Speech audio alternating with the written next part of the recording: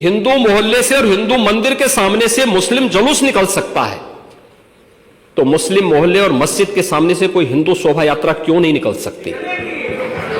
क्यों? साहब हमारे वक्फ बोर्ड का मसला है साहब, जरा सीरियस मसला है हमारे।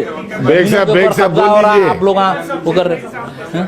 बेग साहब इधर बात करो, उधर नहीं। हम लिखते नहीं लिखते, अच्छा लिखते खराब लिखते, कुछ भी नहीं सर। वो साहब डिस्टर्ब कर रहे साहब बोलना। अस्सलामुअलैकुम दोस्तों, आज तेलंगाना असेंबली और काउंसिल दोनों के सेशन थे। दोनों के सेशन में काफी सारी इंपॉर्टेंट बातें हुई है, वो बातें भी हम आपको बताएंगे। और उत्तर प्रदेश की असेंबली में भी विंटर सेशन चल रहा है। संभल को लेकर समाजवादी पार्टी के एमएलए पूरा हिला के रख दिए। संभल में किस तरह से 5 लोगों को गोलियां मारी गई थी, उन लोगों के लिए इन लोगों ने आवाज उठाई। यहाँ पर आप देख सकते हैं फ्लोर पर तक एमएलए बैठ चुके हैं। और चीफ मिनिस्टर योगी आदित्यनाथ जो बोले ये यूपी की असेंबली है, तेलंगाना असेंबली का भी हम बताएंगे, जहाँ पे अकबरुद्दीन अवैसी बात करे और मिर्जा अहमद बेग बात करे। दोनों का भी आपको स्टेटमेंट बताते हैं क्या इंपॉर्टेंट बातें उन्होंने उठाई। लेकिन चीफ मिनिस्टर योगी आदित्यनाथ ने उत्तर प्रदेश की असेंबली में अल्लामा इकबाल का इन्हों शेर पढ़े, लेकिन इन्हों क्या है पूरा नहीं पढ़े। वो कौन से लाइन नहीं पढ़े, किसी को याद है तो कमेंट कर सकते हैं क्या पढ़े उन्होंने और क्या बोले, तमाम चीजें आपको दिखाते हैं कि आखिर ये कहां लिखा है संविधान में कि किसी मुस्लिम बाहुल्य क्षेत्र में हिंदू शोभा यात्रा नहीं निकल सकती। और जब आप रोकते हैं तभी हिंदू पक्ष से भी रिएक्शन आता है कि साहब हम भी नहीं जाने देंगे। भाई मुझे आश्चर्य होता है इन बातों को लेकर के कि मस्जिद के सामने से नहीं निकलने देंगे। क्यों नहीं निकलने देंगे? ये सड़क क्या किसी की है क्या? ये सार्वजनिक मार्ग है, कैसे आप रोक सकते हैं? परंपरागत बहराइच में भी एक परंपरागत जुलूस था, परंपरागत जुलूस था, वही मैं कह रहा हूं, परंपरागत जुलूस था। और उसी परंपरागत जुलूस को आगे बढ़ाने के लिए सारे कार्यक्रम संपन्न हुए थे, आगे भी संपन्न होंगे। लेकिन ये चीजें तय करना, ये कहना कि उत्तेजक नारे लगाए जा रहे थे, जय श्री राम का नारा उत्तेजक नहीं है, ये हमारी श्रद्धा का नारा है, हमारी आस्था का प्रतीक है। कल मैं आपसे कहूंगा कि अल्लाह अकबर का जो स्लोगन है ये हमें अच्छा नहीं लगता।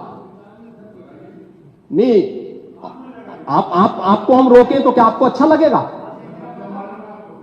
नहीं, आपको नहीं, मुझे मतलब होने की आवश्यकता ही नहीं, मुझे आवश्यकता ही नहीं इसकी। नहीं, मुझे इसकी आवश्यकता ही नहीं है, मुझे इसकी आवश्यकता ही नहीं, क्योंकि मेरी तो विरासत इतनी लंबी चौड़ी है, इतनी प्राचीन है कि मैं उस परंपरा को ही लेकर के चले जाऊं। मैं जय श्री राम का नारा, हर हर महादेव का नारा और राधे राधे राधे राधे के संबोधन से ही अपना पूरा जीवन काट सकता हूं। मुझे किसी और स्लोगन की आवश्यकता ही नहीं है। मुझे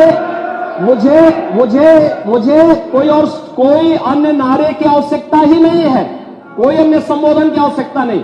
लेकिन मैं आपसे कहना चाहता हूं, कल कोई आपसे कहेगा, कोई हिंदू भी ये कहेगा कि साहब हमें भी परेशानी है, आप लोग मत बोलिए, क्या आपको अच्छा लगेगा? विरोधी ये सरकार नहीं चलेगी, नहीं चलेगी। विरोधी ये सरकार नहीं चलेगी, नहीं चलेगी। संभल के लोगों को इंसाफ दो, इंसाफ दो, इंसाफ दो। संभल के लोगों को इंसाफ दो, इंसाफ दो, इंसाफ दो। संभल के लोगों को इंसाफ दो। मोहम्मद अल्लामा इकबाल के बारे में वही कहते हैं, मुस्लिम हैं हम, वतन है सारा जहां हमारा, चीन वो अरब हमारा, हिंदुस्तान हमारा, तौहीद की अमानत सीनों में है हमारे। दुनिया के बुत कंधों में पहले वह घर खुदा का, तेगों के साये में हम पलकर जमा हुए हैं। मकरीब की वादियों में गूंजी अजा हमारी, बातिल में दबने वाले हे आसमां नहीं हम, हे गुलस्ताए अब्दुल्लस वो दिन है याद तुझको, ये मौज ये दजला तो भी पहचानती है हमको, ये अर्ज ये पाग तेरी हुर्मत पे कट मरे हम, सालार ये कार्रवाई है मीर ये हिजाज अपना, इकबाल का तराना बाग ये दरा है गोया, मुस्लिम है हम, वतन है सारा जहां हमारा। स्टूडेंट्स को जो डिटेन किया जाता है और जो ऑटोनोमस कॉलेजेस में चल रहा है उसको लेकर अकबरुद्दीन अवैसी ने आवाज़ उठाई है।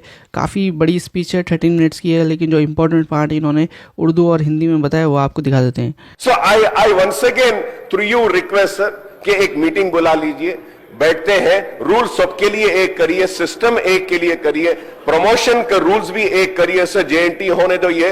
And lastly sir, autonomous universities के लिए a special inspection team should be there sir. They are just pushing the students. Sir वो एग्जाम लिखते नहीं लिखते, अच्छा लिखते खराब लिखते, कुछ भी नहीं सर, वो autonomous university है, they are just promoting them, passing them because of these autonomous universities this lack sir, ये कमजोरी की वजह से इंजीनियरिंग स्टूडेंट्स को नौकरी भी नहीं मिल रही है sir. These are my questions and I hope honourable minister साहब would relook into this sir. Thank you sir. I request sir कि detention policy suddenly it has been introduced sir. Sir, it was not there earlier for 2-3 years and this year they have suddenly introduced this and many students were unaware of this detention policy sir. उनको मालूम भी नहीं था कि अगर आप इतने credits नहीं लाएंगे तो उनको डिटेन कर दिया जाएगा। तो मेरी आपसे रिक्वेस्ट है सर, एटलीस्ट ये साल के लिए ये डिटेंशन पॉलिसी को खत्म करके पूरी एक सिमिलर पॉलिसी अडॉप्ट करिए, चाहे JNT हो, उस्मानिया यूनिवर्सिटी हो, काकतिया हो, जो भी हो, हर जगह पे एक पॉलिसी बनाइए, एक रूल बनाइए और क्रेडिट्स भी एक करिए, सिलेबस को भी एक करिए। और सर इसमें बहुत सारे करेक्शंस है जो मैं अभी आपके जरिए बोला हूं, तो मीटिंग अगर बुला ली जाती है तो इससे करेक्शंस कर सकते हैं। लिहाजा इस साल के लिए डिटेंशन पॉलिसी को अगर सस्पेंड करेंगे तो बड़ी मेहरबानी होगी, बच्चों का फ्यूचर भी इससे बचेगा सर। అధ్యక్ష, ప్రధానమైన అంశము ఈ ప్రశ్నకు సంబంధించి the main issue with related to today's question is the policy, the credits, the Mirza Ahmed Baig. Okay okay. Chairman साहब, आपके ज़रिए मैं हुकूमत को तवज्जो दिलाना चाहता हूं कि रंगारेड्डी डिस्ट्रिक्ट में राजेंद्र नगर असेंबली एरिया में गंडीपेट मंडल जो कि निकनामपुर के एरिया में वक्फ बोर्ड की दरगाह की ज़मीन है, दरगाह हज़रत बंदगी मियाँ। ये वक्फ बोर्ड में इसकी गज़ेट है 14 एकड़ 26 गुंठे ज़मीन है साहब ये। मगर अफसोस के साथ कहता हूँ मैं, यहाँ पर हुकूमत की जानिब से 60-60 गज के पट्टे उस वक्फ बोर्ड की ज़मीन के ऊपर अलाट कर चुके हैं और वहाँ पर इलीगल कंस्ट्रक्शन हो रहा है। और बारहा हम नुमाइंदगी करने के बावजूद भी, जैसा कि साबिक़ा हुकूमत के टाइम पे भी और उससे पहले राजशेखर रेड्डी साहब की हुकूमत के टाइम पे हमारे पार्टी के कायद मुखन्ना मोहतरम मुखान अकबरुद्दीन अवैसी साहब, जो वक्फ बोर्ड की जो मिनारिटी की हाउस कमेटी थी, हाउस कमेटी के चेयरमैन अहमदुल्ला साहब थे, उनको वहाँ पर लेकर जाके जो सेक्रेटरीट कॉलोनी में, कॉलोनी का एरिया भी ये वक्फ बोर्ड की ज़मीन में आ रहा था, उस टाइम पर जनाब अकबरुद्दीन अवैसी साहब रुकाने लगाए। और बारहा हम नुमाइंदगी करने के बावजूद भी अभी भी वहाँ पर इलीगल तरीके से वहाँ पर काम हो रहा है। हमारे आपके ज़रिए मैं रेवेन्यू मिनिस्टर साहब को बताना चाहता हूँ कि इस तरीके से ये लोग नाजायज़ के वक्फ बोर्ड की ज़मीन के ऊपर जाकर ये सा काम करने से, घरां बनाने से, बिल्डिंगां बनाने से ये गलत हो रहा है साहब। इसके ऊपर एक्शन लेना ज़रूरी है। और एक साहब, आउटर रिंग रोड नारसिंगी में जो कि जामे मस्जिद का खबरस्तान है, वहाँ पर एक बिल्डर की ज़मीन आउटर रिंग रोड में चली गई। वो बिल्डर ये कह रहा है कि ये खबरस्तान की ज़मीन मेरी है बोलकर। वहाँ पर भी हमारे पार्टी के प्रेसिडेंट जनाब बैरिस्टर असदुद्दीन अवैसी साहब हुकूमत से नुमाइंदगी करके उसका सर्वे रुकाने लगाए। तो मैं आपके ज़रिए हुकूमत से कहना चाहता हूँ कि ये गैर ज़रूरी के वो वक्फ बोर्ड की जो खबरस्तान की ज़मीन में उन्होंने बोल रहे हैं कि ये ज़मीन मेरी है बोल के, ये गलत है। इसमें वक्फ बोर्ड का रिकॉर्ड है साहब। और एक साहब, बड़ी मस्जिद कुतुबशाही अत्तापुर का मेंशन एक ही रहता भाई, होगा वक्फ बोर्ड का है साहब, होगा होगा साहब, होगा साहब, वक्फ बोर्ड का ये स्पेशल साहब। ये अत्तापुर बड़ी मस्जिद के तहत ఈ హౌస్ నడుస్తున్నది అట్లా 7 లిబరల్ गुंठे जमीन ఉండకపోతే है ఈ साहब। హౌస్ వాల్యూ ఉండదు इसमें से नाजायज कब्जे 5 एकड़ के ऊपर हुए साहब।